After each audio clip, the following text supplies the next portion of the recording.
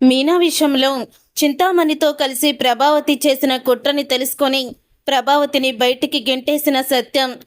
Hello friends, మీ favourite serial గుండె నిండా గుడి గంటల్లో ఏం జరగబోతుందో టీవీలో కన్నా ముందుగా చూడాలనుకుంటే తప్పకుండా మా ఛానల్ని సబ్స్క్రైబ్ చేసుకొని పక్కనే ఉన్న గంట సింబల్పై ఆలని క్లిక్ చేయండి. మీనాకి ఒక పెద్ద ఆర్డర్ రావడంతో తనకివ్వకుండా మీనాకి ఇచ్చారని కోపంతో రగిలిపోతూ ఉంటుంది చింతామణి. తన అసిస్టెంట్తో ఇలా అడుగుతూ ఉంటుంది. తన కుటుంబం గురించి ఇన్ఫర్మేషన్ తీసుకురమ్మన్నాను, తీసుకొచ్చావా అని అడుగుతూ ఉంటే, తీసుకొచ్చానక్క. వాళ్ళ కుటుంబంలో ఆ మీనాని అందరూ కూడా అభిమానించేవాళ్ళే, కానీ వాళ్ళ అత్తయ్య మాత్రం డబ్బు మనిషి. తను మీనా అంటే పడదు, ఎప్పుడూ కూడా మీనాని తిట్టుకుంటూనే ఉంటుంది అని చెప్పేస్తాడు చింతామణితో. అప్పుడే చింతామణి అయితే ఆవిడ్ని అడ్డు పెట్టుకుని ఈ ఆర్డర్ మీనా చేయకుండా చెయ్యాలి అని చింతామణి అయితే మరి ఫోన్ నెంబర్ ఏదైనా తీసుకొచ్చావా అని అడుగుతుంది అసిస్టెంట్ని. తీసుకొచ్చానక్క అని వాళ్ళ అసిస్టెంట్ అయితే ఇస్తాడు. అలా ఇచ్చిన తర్వాత ప్రభావతి ఫోన్ నెంబర్కి ఫోన్ చేస్తుంది చింతామణి. అప్పుడే ప్రభావతి ఫోన్ లిఫ్ట్ చేస్తుంది. ఎవరు అని అడగడంతో, నా పేరు చింతామణి, నాకు మీరంటే చాలా అభిమానం, మీరు ప్రభావతి గారే కదా అని అంటూ ఉంటుంది చింతామణి. అవును, నా పేరు ప్రభావతి, నా మీద మీకు అంత అభిమానమా? ఎవరు మీరు? నేను ఎప్పుడూ కూడా మీ పేరు వినలేదు, మీరెవరో కూడా నాకు తెలీదు అని ప్రభావతి అనడంతో, నేనెవరో మీకు తెలియకపోవచ్చు, కానీ మీ గురించి నాకు బాగా తెలుసు. మీరు డ్యాన్స్ స్కూల్ రన్ చేస్తున్నారంట కదా, నాకు కూడా డ్యాన్స్ అంటే చాలా ఇంట్రెస్ట్, నేను కూడా మీ డ్యాన్స్ స్కూల్లో జాయిన్ అవ్వాలని అనుకుంటున్నాను అని చింతామణి చెప్తుంది. మా డ్యాన్స్ స్కూల్లోనా? అయినా మీరు మీ మాట వింటుంటే ఏదో పెద్దవాళ్ళ ఉన్నారు అని అడగడంతో, వయసుతో సంబంధం ఏముంది, భరతనాట్యం నేర్చుకోవాలని చిన్నప్పటి నుంచి అనుకుంటున్నాను, బిజీ మీద నేనేమీ చెయ్యలేకపోయాను, ఒక్కసారి మీరు మా ఇంటికి వస్తే మిగతా డీటెయిల్స్ మాట్లాడుకుందాము అని చింతామణి అనడంతో, అప్పుడే మీ ఇంటికా? సరే, మీరు మా ఇంటికి రావడానికి మీకు అనుమానంగా ఉంటే పోనీ గుడిలో కలుసుకుందాము అని చింతామణి అయితే ప్రభావతితో చెప్తుంది. సరే, గుడికైతే వస్తాను అని ప్రభావతి అయితే చింతామణితో అనడంతో, సరే మీరు ఒక అరగంటలో రాగలరా, నేను వస్తున్నాను అని చింతామణి చెప్తుంది. అప్పుడే ప్రభావతి ఇక చింతామణితో మాట్లాడడానికి గుడికైతే బయలుదేరుతుంది. ఇక చింతామణి ప్రభావతిని కలుస్తుంది. చింతామణి ఒంటి నిండా నగలు వేసుకొని మరీ వస్తుంది. ప్రభావతి కళ్ళల్లో పడడానికి తనకి డబ్బు పిచ్చి, నగలు పిచ్చి ఉందని తెలుసుకుని ప్రభావతిని తన గుప్పెట్లో పెట్టుకుందామని చింతామణి డ్రామా వేసి నగలన్నీ కూడా తను సింగారించుకొని వస్తుంది. అప్పుడే ప్రభావతి చింతామణిని చూసి, అబ్బో బాగా డబ్బున్న మనిషిలాగే ఉంది, ఒంటి నిండా బంగారం వేసుకొచ్చింది అని అనుకుంటూ ఉంటుంది. మీరేనా నాకు ఫోన్ చేసింది అని ప్రభావతి అడగడంతో, అవునండి నేనే ఫోన్ చేశానని చింతామణి చెప్తుంది. ఈ వయసులో మీరు డ్యాన్స్ చేయగలరా అని అడుగుతూ ఉంటే, ఆల్రెడీ నాకు కొంచెం భరతనాట్యం తెలుసు, కానీ మీ దగ్గర నేర్చుకోవాలని నాకు అనిపిస్తుంది, అందుకని మీ గురించి ఎంక్వైరీ చేస్తే అప్పుడు తెలిసింది మీ గురించి, మీ ఫోన్ నెంబర్ అన్నీ కూడా నాకు వేరే వాళ్ళు ఇచ్చారు అని చెప్తూ ఉంటుంది చింతామణి. నేను పువ్వుల డెకరేషన్ అవి చేస్తూ ఉంటాను, ఈ బిజీ లైఫ్లో భరతనాట్యాన్ని పక్కన పెట్టేశాను, ఇప్పుడు కొంచెం నాకు రిలీఫ్ దొరికింది, అందుకని నాట్యం నేర్చుకోవాలని అనుకుంటున్నాను అని చెప్తుంది చింతామణి. అవునా, మీరు డెకరేషన్ అవి చేస్తారా, మంచి బిజినెస్ అని ప్రభావతి చెప్తుంది. అవును, మీరు డ్యాన్స్ స్కూల్ పెట్టారు, మీ ఇంట్లో ఎవరు కూడా మీ అబ్బాయి కానీ మీ అమ్మాయి కానీ జాబ్ చేయరా అని అడుగుతూ ఉంటే, అదేం లేదండి అందరూ కూడా జాబ్ చేస్తారు అని చెప్పుకుంటూ వస్తుంది ప్రభావతి. కానీ ఇద్దరు తప్ప, ఒకడేమో కారు డ్రైవరు, ఇంకొకతేమో పూలు అమ్ముకునేది అని బాలు మీనా గురించి చెప్తుంది.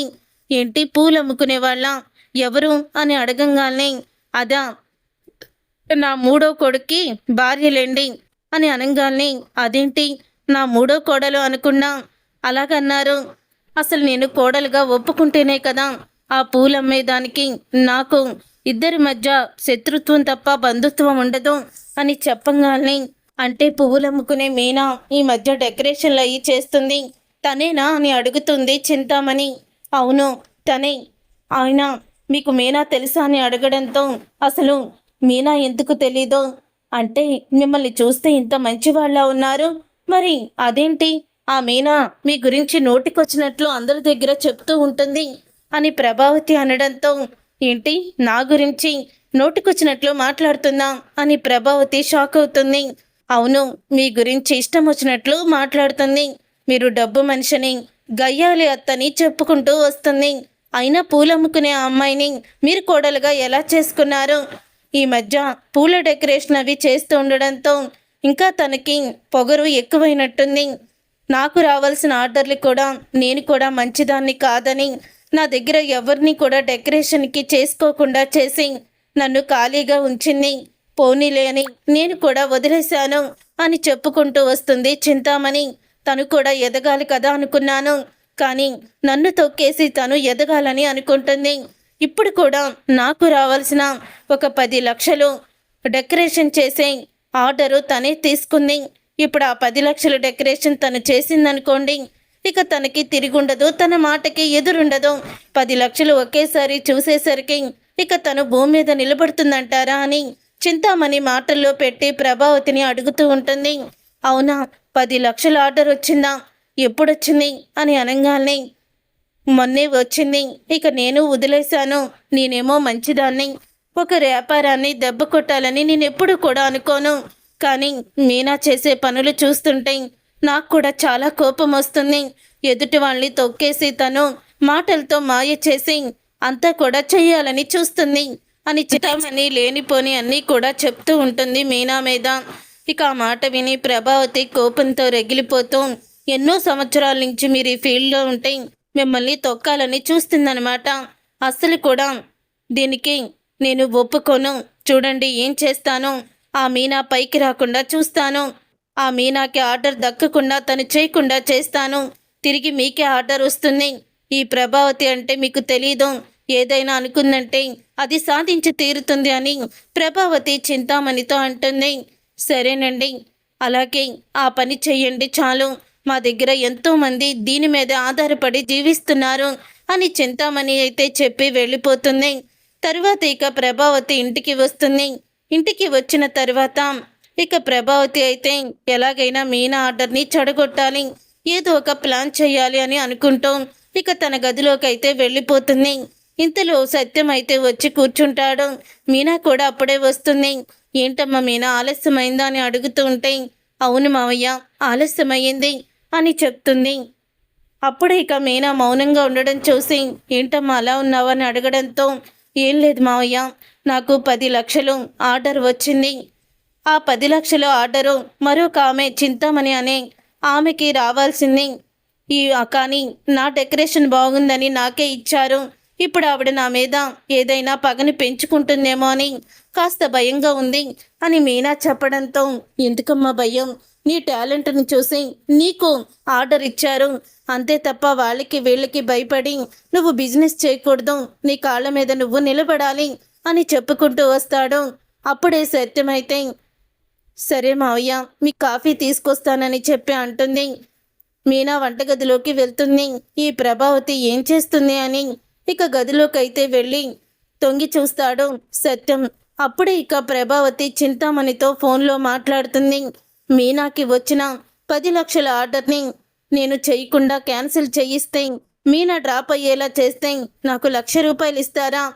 సరే చింతామణి గారు, మీరు చెప్పినట్టే చేస్తాను అని ప్రభావతి అనడంతో, అంటే ఆ చింతామణి మీనా భయపడుతున్నట్టే తను ఇప్పుడు ప్రభావతిని తన వైపుకి తిప్పుకుందనమాట.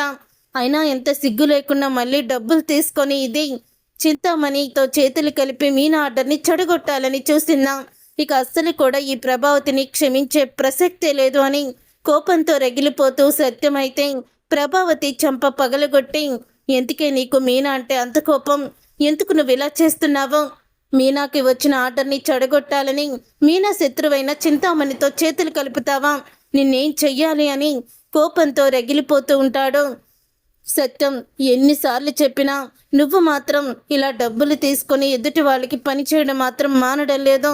అందరూ నిన్ను లోకుగా చూస్తారన్న విషయం కూడా నీకు గుర్తుకు రావడం లేదా అని చెప్పుకుంటూ వస్తాడు సత్యం. ఏంటండి, ఎదుటి వాళ్ళని తొక్కేసి మన ముందు మంచిదానిలా నటిస్తుంది ఆ మీనా. అలాంటి మీనానే మోసం చేయగలేంది, నేను చేస్తే ఏమైంది అని అడుగుతూ తిరుగుతూ ఉంటుంది ప్రభావతి. అప్పుడు ఇక సత్యం ఎలా అంటాడో, నువ్వు ఆ చింతామణితో కలిసి ఈ విధంగా చేస్తే నిన్ను ఇంట్లో నుంచి బయటికి గెంటేస్తాను, తరువాత లోపలికి కూడా రానివ్వను, గుర్తు పెట్టుకో అంటూ సత్యం వార్నింగ్ ఇస్తాడు ప్రభావతికి. చూసారుగా ఫ్రెండ్స్, రాబోయే కథలో ఖచ్చితంగా ఇలాగే జరగబోతుంది. మరి ఇలాగే జరగాలని మీరైతే కోరుకుంటున్నారా? అయితే తప్పకుండా మా ఛానల్ని సబ్స్క్రైబ్ చేసుకొని పక్కనే ఉన్న గంట సింబల్పై ఆల్ని క్లిక్ చేయండి.